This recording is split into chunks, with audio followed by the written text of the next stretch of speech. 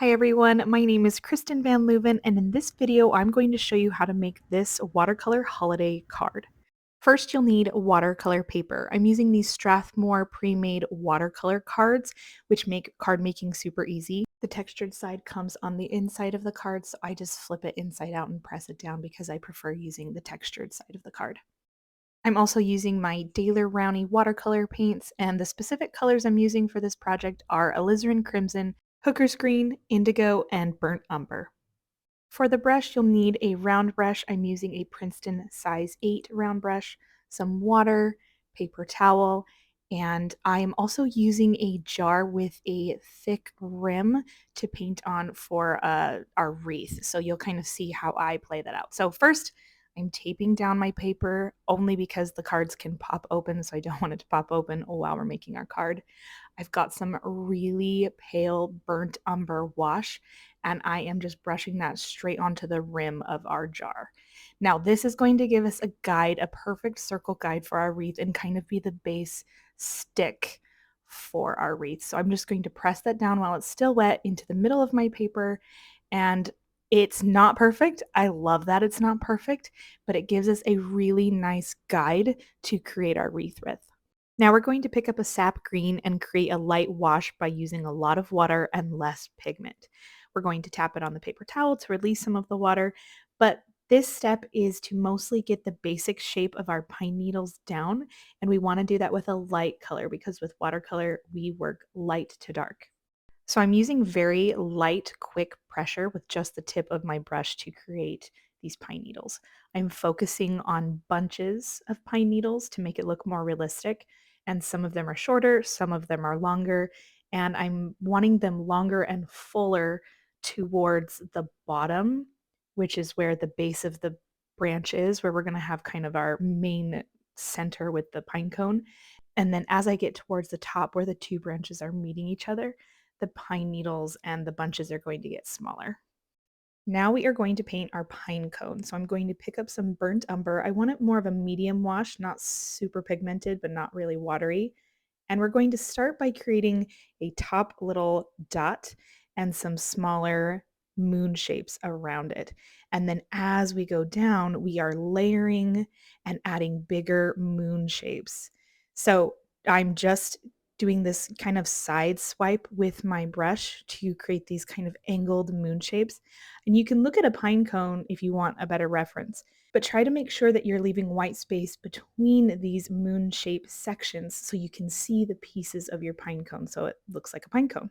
Pine cones have lots of texture and jagged edges as well, so don't feel like your moon shapes have to be perfect. They can be a little bit rough, especially as we're coming towards the bottom of the pine cone, and I'm imagining more of the short spiky shapes instead of the moon shapes towards the bottom.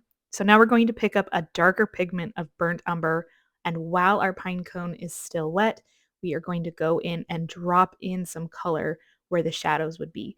So that's going to be at the base of our shapes, the moon shapes. So at the curved part along the bottom, that's where your shadow is going to be. So imagine those little sections of the pine cone that are coming out of the pine cone. That's where you're going to have the shadow. And I like to add a little bit more pigment towards the bottom and continue to add some of that texture as well. Now we are going to add kind of a mid-tone value onto our pine needles. So I've just picked up sap green, but in a darker pigment, which means less water. And I don't want to completely overtake the light color of pine needles that we already have. This is more like accent colors. So sometimes I'm going over the same strokes, sometimes I'm adding a few here and there, but I just want it to look like it's contrasting and adding to the overall look and not taking anything over. So I'm also using it as an opportunity to fill out any awkward gaps. Now we're going to let that dry before we add our last pine needle detail. And I'm picking up that dark burnt umber pigment that we had before. And now we're going to go in and create the stems on our wreath.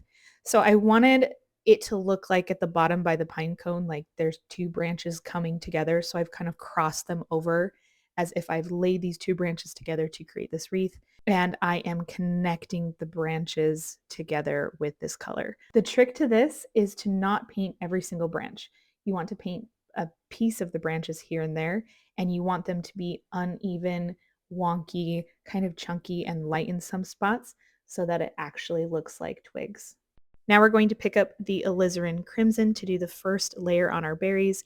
Again, start with a lighter wash so you can layer a darker wash later and it will add nice contrast. So you can tell these berries are a circle, but the shape is rough. I'm not really focusing too much on perfecting it because, again, I like that it gives a more organic feel. I also like when there's a little bit of white space left because it gives depth. When it's just a solid color, it looks really flat.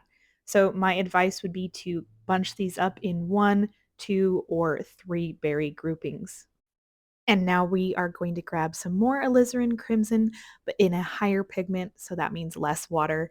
And we're just going to tap an area of the berries with that color. This is really light pressure. Again, I'm not really focused too much on where it's sitting or how it's being placed. We are just adding contrast to the berries to make them pop a little bit more.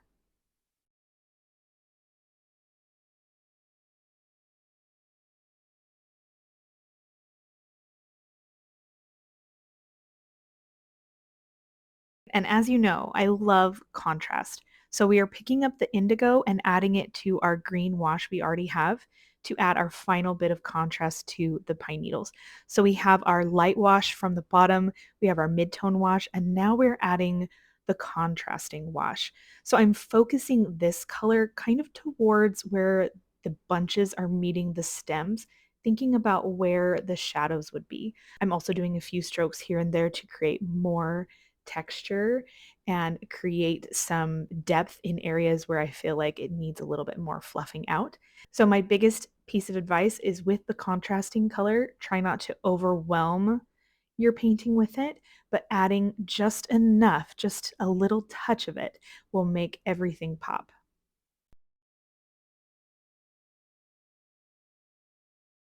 Now, a fun part about doing a wreath for a card is that usually you get to put some kind of saying right in the center, so you can put in whatever you want. I chose to write happy holidays, and I love using pencil. I think it gives a nice light touch, and then you could go over it with pen if you wanted.